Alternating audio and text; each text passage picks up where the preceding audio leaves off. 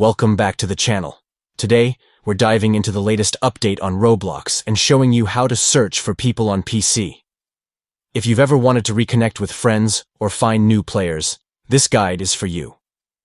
So, let's jump right in. First, open Roblox on your PC. Make sure you're logged into your account so you can access all the features. Once you're in, look at the left side menu. There, you'll see a variety of options. Click on More. This section gives you access to additional features that enhance your gaming experience. After clicking on More, you'll see the option labeled Friends. Go ahead and click on that. This is where you can manage your friends list and connect with others.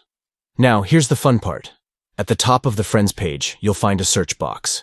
Click on that and type in the username of the person you're searching for. Make sure you enter the name correctly to ensure better results.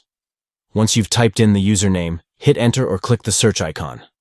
If your search is successful, you'll see the profile of the person you're looking for. From there, you can choose to follow them, send a friend request, or even check out their games. And there you have it. Searching for people on Roblox has never been easier, thanks to this new update. Whether you're trying to find old friends or meet new ones, these simple steps will help you connect in no time.